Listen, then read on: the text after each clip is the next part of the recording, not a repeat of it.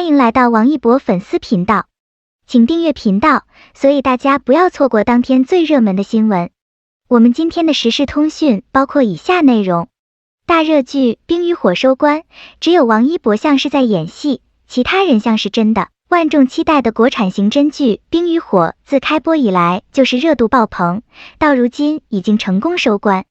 综合来看，该剧各方面的表现都可圈可点。尽管2020年就已经拍摄完成，但是由于题材类型比较敏感，从而经历了无数次的删减，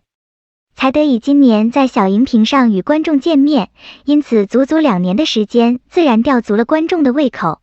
从过往的经验来看，一部优秀的刑侦剧，烧脑的剧情是必不可少的。冰与火显然就具备这一特质，从第1集开始场面就非常紧张刺激，引人入胜，并且随着故事的逐步展开，各个线索环环相扣，显得剧情相当紧凑，以此足以看出导演还是有一定功力的。但是有一说一，编剧的水准有些差强人意，台词只能说是一般，剧情连贯性还可以，但是有些老套。尤其是男主陈宇和毒枭女儿的感情线，个人觉得有些出戏和多余，而且2个演员之间没有什么很好的化学反应，很难让观众产生磕 CP 的想法。其实《冰与火》的导演傅东育可以说是资深导演了，同时该剧也延续了他执导的上一部大热剧《破冰行动》的水准，细节的把控能力还是相当出色的。画面拍得真实，而且很有想法，滤镜也运用得恰到好处，因此画面感觉很舒适，小细节也处理得干净利落。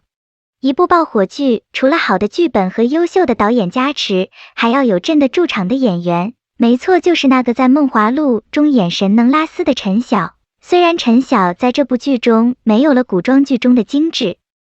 但是剧中略显邋遢的造型却让陈晓的男性魅力尽显。陈晓饰演的吴振峰虽然大多时候亦正一些，但是这样反而使人物更加真实。而且由于审查原因，陈晓在剧中的一些戏份被大量的删除，其中包括一些很难的动作戏，以至于让本来是双男主的剧一定程度上变成了单男主的剧。尽管如此，陈晓也没有发社交媒体抱怨，但还是引起了部分陈晓粉丝的不满。其实这部剧最大的争议点就是男主王一博了，毕竟1万个人眼里有1万个哈姆雷特。喜欢王一博的人觉得王一博努力在演绎陈宇这个角色，演技进步很大，还表示王一博在和王劲松、刘奕君这样的老戏骨对戏中也表现得很不错。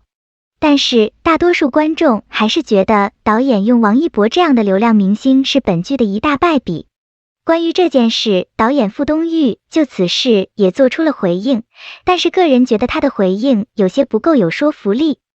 首先他表示王一博各个方面都不符合陈宇这个角色，至于为什么选择王一博，是因为眼神清澈，愿意立刻健身，对角色很执着等等，理由是不是很牵强啊？其次，傅东育导演还表示王一博面试的时候并不火，但是据资料显示，《冰与火》开拍时是2020年，而王一博2017年就获得微博电视影响力盛典年度新锐艺人奖等等奖项。2018年就是大热综艺节目《地导师》，2019年主演的火电视剧《陈情令》火遍全网。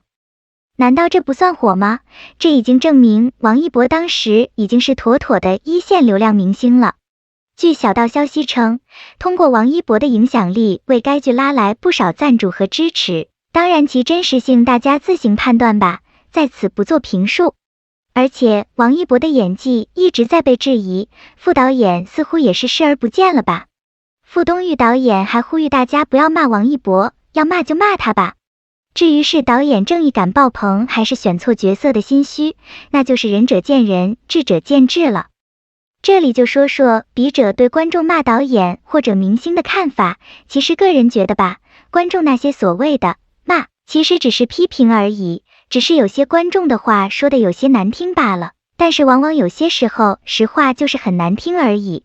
大哲学家柏拉图曾经说过，如果尖锐的批评完全消失，温和的批评将会变得刺耳，如果温和的批评也不被允许，沉默将被认为居心叵测。这里是否能想象一下，如果人们对影视作品无论好坏都不再批评指责。那将会变成怎样？对文化产业的长久发展真的有益处吗？当然，言归正传，追完剧后，说一下最让笔者感到不理解的一部分，结局的那一场戏。陈宇看到吴振峰中枪时的戏和背着吴振峰离开的戏，王一博的面部表情和台词丝毫没有做到该有的感情，让人太出戏了。本来是画龙点睛的一场戏，却被他演出了画蛇添足的效果。也许就是没有对比就没有伤害，无论是饰演反派的刘奕君，还是饰演正面人物的王劲松和张志坚，作为老戏骨都表现得无可挑剔。这也是这部剧能够出圈的很大的原因。正如那一句话，全剧只有王一博像是在演戏，其他人像是真的一样。正如哲人所说，艺术源于生活。正是这部剧让我们在一些方面看到了我们国家的英雄缉毒警察，奋战在第一线，守护我们这一方净土。他们面对随时牺牲的风险，仍然负重前行，值得我们所有人敬畏。也许当四周都被黑暗笼罩之时，一个又一个的人民英雄把自己的所能拼凑到一起，就有了划破黑暗的光。每个人的人生中旅程中有很多条路，但一定有人敢选最难的那条路。一定有人把生命排在利益的前面。记得前段时间出了这样一个新闻，有些家长质疑烈士子女高考时加分存在不公平时，一位烈士子女的回应令人心疼。他说，我并不需要这20分，你们能把我爸爸还给我吗？其实陪伴才是最好的爱，可以抵挡世间所有的坚硬，温暖生命所有的岁月。可是这个小女孩的人生大半部分都没有了父亲的陪伴。他本应该是父亲的掌上明珠，并且享受本应得到的父爱。也许那些家长眼里只有那区区的20分和自己精心呵护的贴心宝贝，但这样的行为却让整个社会蒙羞，让英雄寒心。感谢您观看视频，请订阅我们的频道以支持我们。